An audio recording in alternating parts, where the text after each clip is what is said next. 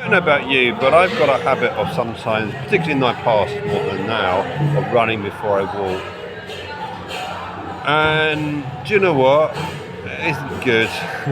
It isn't good because, do you know what? When we're running before we walk, it means that we miss signposts, we miss certain lessons, and therefore we're likely not to get where we want to get to, and we will make what we call in the material world mistakes. And I would say that's a good representative of some of the things that I did in life. And sometimes the worst thing is when we make a decision when we're all very excited and all the energy is buzzing. Oh, now I make this decision. And actually, do you know what? It's not the best time to make a decision. The best time actually to make a decision is not when you're overexcited or feeling very, very low. Actually, when you're out at sea, don't make a decision when you're on the waves. What you need to do is wait for the stillness, and when you get the stillness, then you have the stillness and the clarity of the mind to make those certain decisions. So, running before we walk, what are the consequences? It means that we don't follow all of the instructions in life. And I'll give you an example. My mother used to tell me that my father, when something broke, he always took something apart, and do you know what? He never got them back together again. He didn't use manuals. He just tried his best that he could. And for starters, that's a beautiful thing to be able to do, just to try your best. But I learned in life actually that manuals serve a good purpose. Manuals give us instructions based on someone else's experience and their knowledge. And this is really, really important because it makes sure that what we start, we can finish, and we can complete it in the best and most efficient way. And once the repair's done, we can put it all back together and still get to use it. And that's very, very, very, very, very, very important. You see, I mentioned before that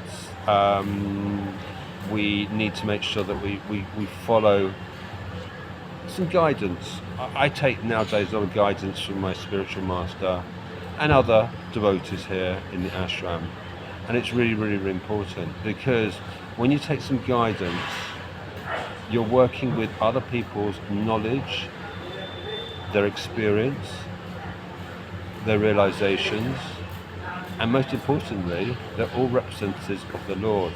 And being representatives of the Lord, then the Lord is speaking through them, and it's very, very beautiful. So today I'm reading the Srimad Bhagavatam.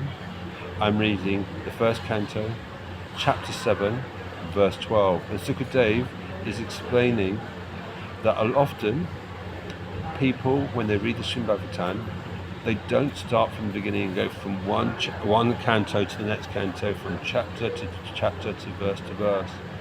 Most jump straight to the 10th canto because all they want to do is to see, discover, or find critique in Lord Krishna's pastimes, and particularly the Rasa dance. But what Sukadeva is trying to explain to us, and it's so right, how can you understand certain things if you don't understand the Lord?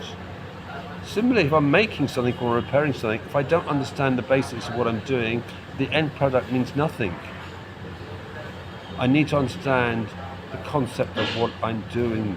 I need to understand what it's all about, rather than just looking for that sweet spot of excitement, or because everyone else talks about it.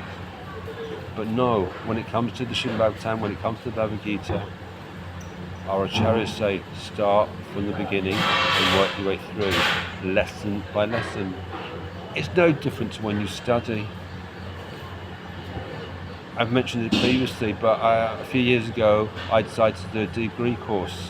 I did a degree course in sports science. I didn't have the qualifications to it, but I had the life experience, so they let me come on the course, on a distance learning course. But before long, I was totally out of my depth. I was sinking very, very quickly, because at school I wasn't academic, I didn't have the basic science knowledge, and therefore I was learning degree science and at the same time trying to learn and catch up with the basic science. It was well beyond my ability, having a full-time job and family as well. So it plundered, and I had to quit. I'm happy to say I quit because I realised I was running before I was walking. I couldn't do what I wanted to do, and it's quite obvious that the Lord had different plans. And this is how the Lord tries to teach us. If we follow his guidance through our spiritual masters, our acharyas, and other senior pure devotees, then each of them will say, one step at a time. We can't pole vault ourselves through life. We have to try and do one step at a time. And when we do one step at a time, then we start to realise why we're being taught certain things in a certain way. You see, I've mentioned before, I was never academic as a child. Never academic. I tried to avoid studying where possible because I didn't realise the value of studying. I was a bit of a daydream as well, as my teacher said. So in my adulthood, I've never been that academic as far as studying, even just reading a book. I always started books, and then I started another one, and then started another one. But that was me, that represented an aspect of me. I was starter of lots of things, but never a finisher of everything. But now, things seem to have somewhat changed. I haven't finished the Bhagavatam, and I haven't finished the Gita this time round yet, but I'm getting through them. And do you know what? I'm not worried about time. I'm not worried about how many verses there are. It doesn't matter. Time doesn't matter anymore. All I need to do is just follow one verse after the next verse. And do you know what? I get all these realizations now. I get these qualifications and clarifications and these light bulb moments because I'm studying at the pace the Lord wants me to study, and gives me the ability and the capacity to study in such a way. And that's beautiful. And he shows me how I can study in different ways in order to make sure that I'm actually studying. And what do I mean by that? You see, I got a habit in the past of reading something and then reading the next page, and I've forgotten the first page, then I've forgotten the second page, then I've forgotten the third page, and then I'm closing the book because my eyes are normally closing. I could never remember what I read. But I also did realise that our brains are sponges, so we do sponge up all the information. Although we may not have the immediate recall, we often are able to recall it when there is a need to. But needless to say, I'm reading now. But am I just reading? I'm gaining more knowledge and awareness, and hopefully improving my intellect and my intelligence by the Lord's arrangement. I'm not going to try to qualify how much I've learned, because I still think I've learned the most smallest amounts. But this is the potential we have, and all we've got to do is follow the guidance of those who are pure, who are representatives of the Lord, and appreciate everything that they try to show us and help us. You see, the one thing about the Lord is he just wants to put his helping hand out. He's always doing it, constantly doing it. Even when I'm forgetful, even when I'm mindless, even when I'm not being kindful enough, he doesn't give up on me. He says, okay, just to your best capacity. That's all he asks from us, to our best capacity. And he realised that we're not perfect, we're not pure, we're still contaminated and still toxified. And he still wants just to help and help and help. Now, I don't know anyone else in life who is prepared to do that. Do you? Just give and give and give and give and unlimitedly give? Who's there on your beck and call every day? Because I don't know anyone else in life who is. And that is a life change. A massive life change, because knowing that the Lord is always there, he's always looking after the devotees, he never wants us to perish. And even if we do make, as you say in the material world, mistakes, we don't call them mistakes here, we call them life experiences and lessons, then he just keeps on helping us, and he'll give us lesson after lesson after lesson after lesson. So going back to the Srimad Bhagavatam as translated by Srila Prabhupada, we're at 1st Canto, Chapter 7, verse 12 today. And as I say, Sukadeva is trying to explain to us is we need to go at the pace that we're able to, under the guidance of those who are representative of the Lord.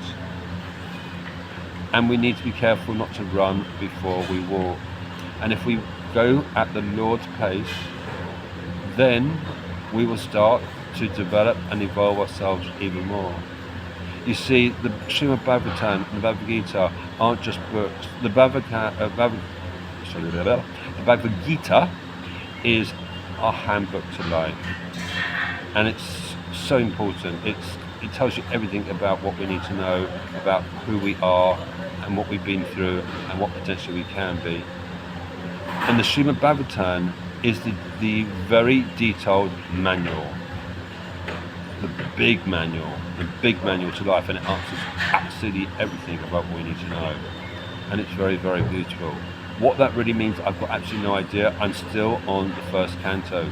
I've been on the first canto for a while because this is why the Lord's arrangements. I can't imagine I can get through 18 cantos in this life on the basis of the speed I'm reading at the moment, but it doesn't matter because I don't know what's going to happen tomorrow. Something very special, something very different, or something very ordinary is going to change. That's going to affect maybe the way I study, and therefore everything is by the Lord's arrangement, and we leave everything by the Lord's arrangement as Him being the supreme controller and the absolute truth. Then whatever is meant to happen is going to happen for the right reason. So tell me, what's it like for you? Do you run before you walk? Are you leapfrogging everywhere? Have you thought that maybe we have to feel our way slowly but surely? We see each of the signposts and not miss the signpost because we're running too fast. You know, sometimes like you drive in the car and you see a sign and the car's driving so fast you can't really read it all. Well, that's what happens sometimes in our lives. Does it happen to you? But if you are going much slower, you get the opportunity to see something properly, and then maybe we'll have a better understanding about life, a better understanding about who we are. And maybe the Lord will reveal even more and more and more and more when He is ready. Not when I think I want to, or what I want, when I want it to happen, or where I want it to happen. No. This is all by the Lord's arrangement. So, you're intrigued to go a little bit deeper? Let me know. Watch another video. Hare Krishna.